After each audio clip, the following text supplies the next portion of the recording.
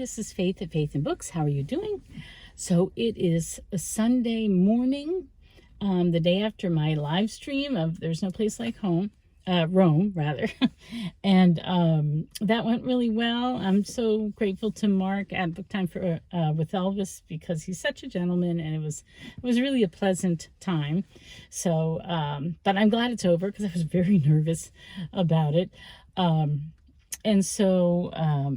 Now what I plan to do right now is talk a little bit about my TBR as briefly as I can manage to do it. And then I might add a couple of videos I made about my garden, because I'm really past due on my garden. I've neglected it and it needs lots of work. This week, starting today, it's supposed to be warmer in the 80s. And so I hope to get out there every morning and work a little bit at it. And then before I have to start the day, because the sun's getting up earlier. And I'm going to harden off my tomato seedlings this week and then try to transplant them next week. I'm a couple weeks behind schedule. And I'm also going to direct sow some cucumbers, I think, and some herbs. And I'm also on my way to the grocery store, trying to get that done before we go to church. And I'm hoping they have some seedlings. And I didn't start any seeds indoor this year. It just didn't happen. So so May is coming up. This Wednesday is May 1st, right? I think. And so I just thought I would talk about what I'm going to read, what my plans are for the next month or two. So this week I really have to focus on Paul, because I believe there's going to be a little discussion with two other people I'm reading with, Linda Jo Martin and Christy Lewis of Dostoevsky in Space. And Christy wanted to have a Zoom meeting and talk about this. So I am on page 237, and I have to read about 200 pages this week. So this is going to be top priority. I'm really enjoying it. I wish I could focus on it more. And I'm going to have to this week, which is a good thing. It's good to have those external pressures to make me focus better. So yeah, I am enjoying it a lot. Then I may, just because it's pretty easy reading, I may still try to finish this play by Plautus this week. It's what Comedy of Errors was based on. And it's translated by Moses Haddis. I think he's a famous classic scholar. But it's very easy reading, and it's a play. So I think I can just pick it up and read it and put it down. So I might try to do that. And then I can say that I actually read a play by Plautus. And that kind of concludes my Rome reading, except I am reading the 5th book in the Medicus series, which is just fun. That's on my Kindle. And then I'm rereading Introduction to Christianity by Pope Benedict. And this I want to have done by Pentecost. And I think Pentecost... Oh, I forgot to look it up. I've looked it up before and I can't seem to remember, but I think it's like the 19th of May. So I want to have this done. I actually want to have it done before then if I can. I don't know if I can, just because there's other reading that's going on, and it would be nice to have this done so I can focus. This is so profound. I just love it. I took an old notebook of my daughter's, and I've been taking notes.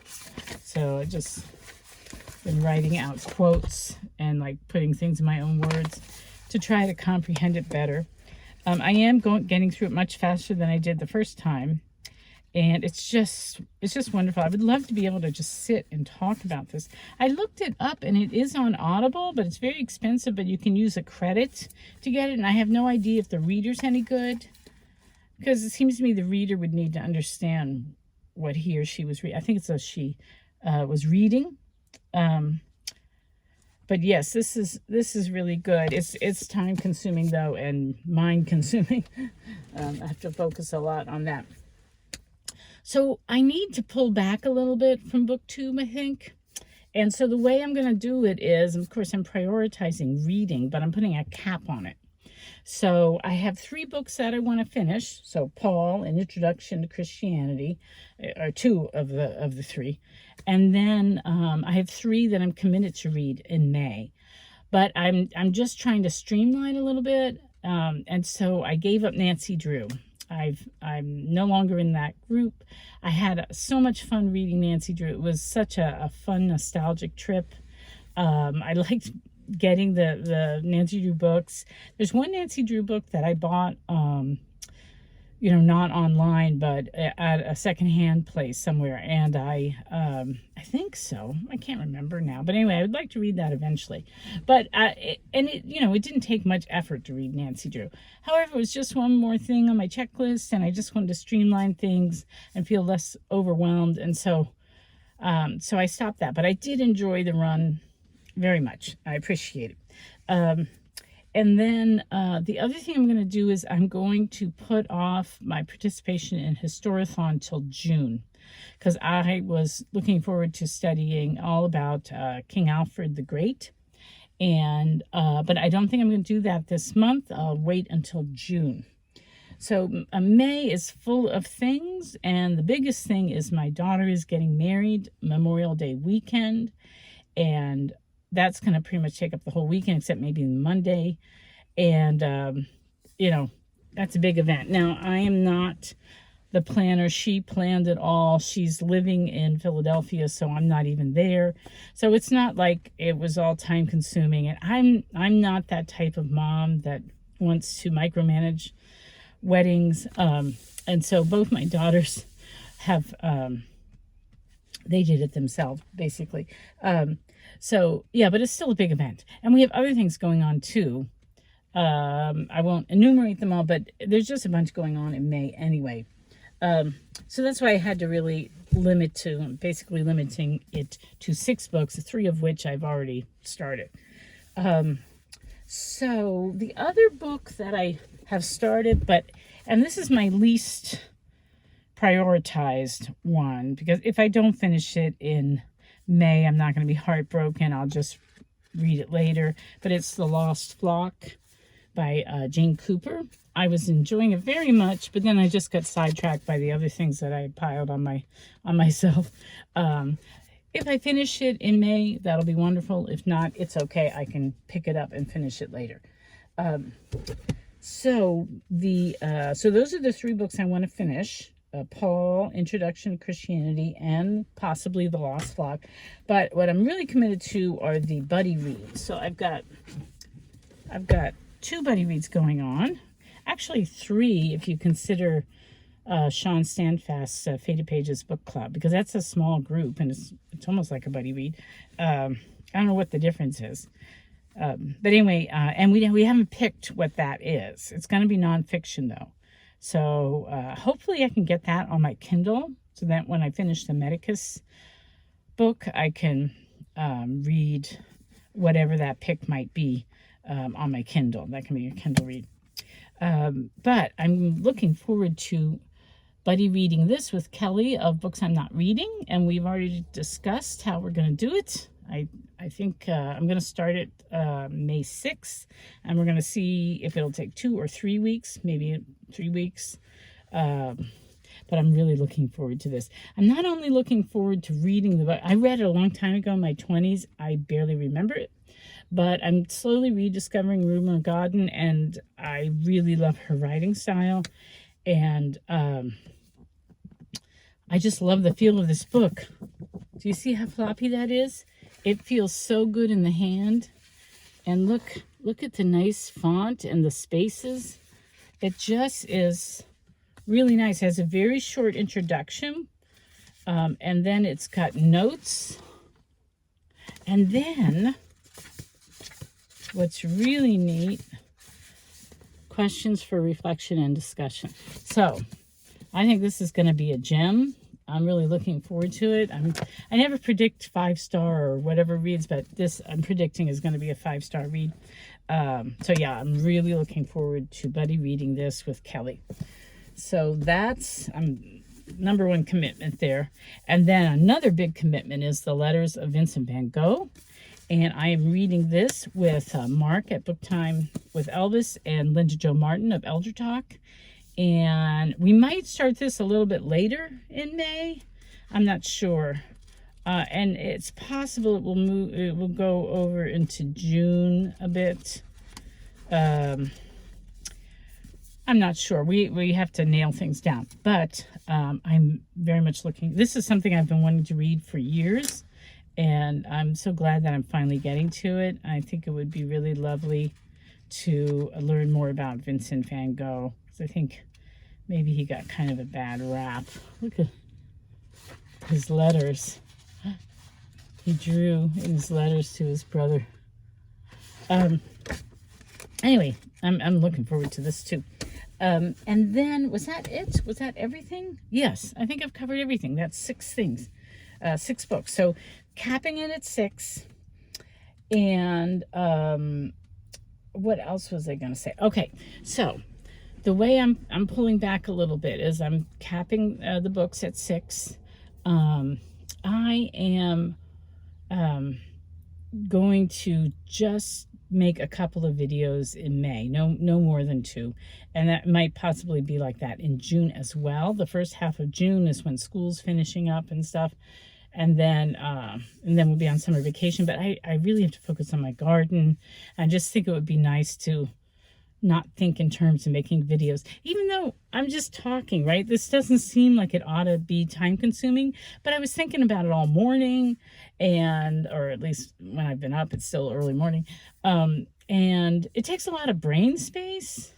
And then you make the video, and then you have to upload it. And I like to watch it before I upload it to make sure I didn't do anything egregious, say anything egregious. Sometimes it doesn't upload, or sometimes you realize you misspoke, or you left out a whole chunk of something you want to say. And it takes a lot more time than you think. And I'm not even very polished or do much editing at all. So I think if I just reduce my expectations, instead of like weekly, just bi-weekly maybe. And I also am going to pull back from watching YouTube videos. So I'm pretty addicted to my phone, and I watch videos every day. And I think that clutters up my brain. I think it affects my ability to focus. It's just too much input. And so I think what I'll do is I'll let myself watch videos on like Friday afternoon, Saturday and Sunday, so the weekend. And then maybe Wednesday to catch up with whatever I missed Monday and Tuesday. And then I won't watch on Thursday. So I think I'm going to do Monday, Tuesday, and Thursday, where I just make it an internet-free day. And I think that will help me focus. I'll be more in the present. I think I'll be able to read better. I'll be freed up to, just be present to my family, to focus on the garden, planting the garden, thinking about what I'm going to do for the garden, that sort of thing. So that's what I mean by pulling back. So, so those are my plans. And I think I'll stop talking now because I got to go grocery shopping, and I'm going to add on maybe a clip or 2 about the garden that I made a couple days ago. All right. So I hope you are doing well, and happy reading. Hello. Bye. I am out in my garden, which has been so neglected this year. Really badly neglected by me. And it's interesting what I'm finding. So I weeded this a little bit. This is the strawberry bed. What happens if I turn it around? Oh, I can't. Okay. Anyway, this is the strawberry bed, but you can see it's really overrun by clover. But I've got lots of flowers, and this is the first year. This is the first year that we have it in these raised beds. It was a strawberry patch all around here, but I hurt my back, so I wanted it raised up a little bit so I could sit and weed it. And also, it was such a big patch that I couldn't get to the strawberries in the middle, and that really attracted squirrels and rabbits and stuff. So I just couldn't harvest it all. So we put it in these raised beds, these 2 raised beds. Can you see that? And so I just pulled out a huge, very prickly weed. I mean, it was big. Yeah, I don't know. I have to look it up. It's like spindleweed or something. I don't know what it was, but it hurt. And then I started, last year I let the golden ragwort go crazy. Was that what it was? Ragweed? California ragweed? I forget what it was. Somehow, I think it came in on the mulch that was put in. We haven't mulched yet this spring, as you can see. But it grew everywhere, and I let it grow. I let a stand grow. The pollinators really like it. But now it's taking over the whole garden, so I have to pull a lot of it. It can't be like a ground cover. It grows too tall anyway. It's very tall. But the funny thing is, this is my bed of lettuce from last year. It actually overwintered. I don't know what this lettuce tastes like. I feel like I should harvest some and see how it tastes. But it looks beautiful, and they lived through the winter. So here's my lettuce bed gone wild. So you can see the beautiful lettuces. Now they might be really bitter. I don't know, but I'm going to harvest them. And then this is a new thing that's popped up. Can you see that? I can't see when I'm filming, but that is apparently pennycress, which is a new weed. I don't want to grow it, but apparently they use its oil for biodiesel. But I'm not going to be able to gather enough. But the other thing is I planted over here as a cover crop.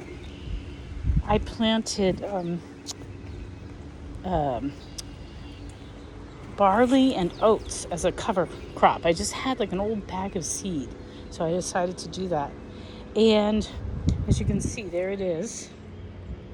So these are oats, I believe, and they have spread to the other. So I have oats growing in here, and I have some oats growing here. So yeah, so I've got oats, pennycress, California ragweed, is that what it was? I can't remember now what it was. Plus I have all of, I don't know what this is. I have to look it up again, but look at this. This is the stuff I don't like. This is called, I think it's called Japanese messus or something like that. What I want is a ground cover here. Instead of having to mulch all the time, I want a living mulch. I don't know quite how to do that though. Because the mulch, first of all, it costs money. You're hauling in lots of seeds and stuff. And it takes I have to hire a company, and it takes them forever to do it. It drives me crazy. So, I'd rather get a living mulch. I think I'm going to have to mulch this year. But I want to work towards a living mulch. So look at that beautiful, maybe I should grow some oats. I don't know. How do you grow oats? I love to eat oats. I'm an oatmeal kind of person, a granola kind of person. So, yeah, I don't know. I don't know what this thing is right here. Look at what's on there. Have to look that up. And then this is, I think, brassica from last year, which I never was successful at growing. I was sprouting broccoli or whatever it was. It didn't work out, but it's flowering now. It overwintered. So anyway, it's always interesting getting out here. I'm so late. Is it tomorrow? Tomorrow's the last frost date, so I should have these all prepared so I can plant. And I'm not, and I didn't do any seedlings this year because we were working on the house and I was just feeling too overwhelmed.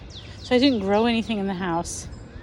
I bought 8 tomato plants that were already seeded, so I can plant those. But everything else I'm just putting into seed. Yeah, so I don't know. And look at my peach tree. So we have one die that was over here, right? And then look at that one. Maybe it'll come back, but it's not looking great. And then that one doesn't look good at all. So I don't know. We haven't done well with fruit trees, and my husband really wanted to be like have fruit trees. That's what he really wanted out of the garden. And we just haven't been good at fruit trees. There's trees that he wanted. He wanted cherry, which we have one cherry left.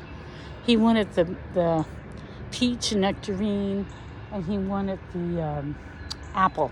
We've been struggling with apple. We did get cherries for a while, but 2 of the trees died. We had some kind of disease. The peaches are dying, so he's really disheartened. Now we have a fig tree here, and this is healthy. And we have a pomegranate tree, and that's healthy. And we have a kumquat tree, a couple of trees over there. And they were good, but he doesn't like any of those fruits, whereas I do. So, I don't know. We're going to really have to work on our fruit trees this year. I think now that he's retiring, maybe he can get more involved and we'll be more systematic. Anyway, this is such a mess to clean up. Yeah, it's it's a task. But look, I did plant lettuces in my green stock. Can you see that? Yeah, got some lettuces growing there. I decided to not do lettuces in the raised bed because they get too buggy. And again, my husband does not, if I don't wash them perfectly and he finds a little worm or something, he's turned off. Whereas I just will pluck it out and eat it anyway. It means it's organic, right? So anyway, I did plant things. I think, wait a second, can you see that? That might be spinach. These are lettuces. Yeah. Do I know exactly what I planted? No, I don't. And then over here, we moved some of the honeyberry bushes. So we have these planted in the front yard, and they never gave me berries. So we're hoping there's more sun back here, and we'll get some berries. I don't know when. I have to look up about honeyberries because I don't know, like, should they be flowering now? Yeah, I don't know. I don't know about that. But our blueberries are coming along. See the blueberries? Can you see? I don't know. I should turn this around. Let me turn this around. Oh, it started to get windy. Here are blueberries. So this is our oldest blueberry bush and most productive, but I don't know. It's looking spindly right now. This is our sour cherry, and we love this. We get such delicious sour cherries off this bush.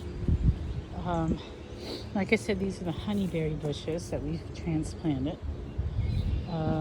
We had a blackberry vine here, but it was too big. But look, we've got blackberries trying to grow here. And the blackberry bush got moved on the fence down there, I think. I'm not quite sure. I did plant a lot of potatoes, but do I remember which kind I planted in each bed? No, because I planted 3 different types. I planted red, yellow, and for the first time, baking, the russets. So did I put the russets in here? They're coming along really well. I planted them at the end of March, and they're looking great. So I'm really pleased about that. Yeah, they're looking really good. I think I have to come and feels pretty dry. Oh my goodness. Yeah, I have so many invasive plants back here. These are all invasive behind this fence. That's still our yard. And one day I want to get rid of them all and replant with natives. Meanwhile, they grow up to these trees and choke them off. And look, this tree looks terrible. Okay, it's April 24th, and this tree, oh, I see it is budding a little bit. Can you see that? Let's see if I can find. Yeah, it's budding a little bit, so maybe it's going to come back. Maybe it's just late. But anyway, we have to be careful because the vines, the invasive vines, choke out the trees, and then the trees fall. And we had a fall a couple years ago. You see where the fence is bent? And another time we had a tree fall over here, and it fell, just the tip of it fell on my husband's car. So, yeah, we were lucky that it didn't kill anybody or fall in the house. Anyway, that's my garden, my dismal garden. I'm just going to keep working on it. Wait, let me. I don't know what I'm doing with the. There we go. So lots of cleaning up to do. Yeah, and this is just the backyard. I have a whole food forest on the other side of that swing set. And then I mentioned that one of my chickens died, so I'm down to 4. Yeah, and I can't get the black chicken to integrate with the red chickens. It's terrible. I have to have separate but equal quarters because the red chickens just gang up on the black chicken. Chicken racism. I forgot to feed my chickens this morning. And I also forgot that I wanted to talk about the other really good book that I read in April. Some machine is starting up somewhere. I don't know if you can hear me, but it was One Man's Meat by E.B. White, and it was wonderful. It fit in with People April, and it's mostly about him moving to his farm in Maine, and he's just writing essays from like 1937. I think the last one's 1943. They were published in Harper's Bazaar magazine, and oh my gosh, I like this book on 3 different levels. One, he's just an exquisite writer. Like, he has the ability to write about some little nuanced daily thing and give it depth and humor at the same time. He's just wonderful writer. So just reading it for the sheer writing capability that he had was a pleasure. But then it was really, really interesting to read about the coming of World War II in real time. So, like, I know that Pearl Harbor is going to happen, but he doesn't. And then Pearl Harbor happens, and then you see his reaction and what's going on in the community and everything. That part was so fascinating. And then the last thing was, I just loved that most of it was about his farm in Maine, and he loved raising chickens, and he had sheep and pigs, and he got a milk cow, and he talks about that, and it was just so nice, back to the land kind of stuff. I really, really enjoyed it. So yes, please read One Man's Meat. I have been trying to find a real edition of it. It's hard to find secondhand, I have found. But I got it, and I looked for it on Kindle a few years ago and I couldn't find it, but now I got this on Kindle. So yes, E.B. White's One Man's Meat, excellent, excellent read. I really loved reading it. And that was, besides Rubicon, those were the 2 really wonderful reads in April.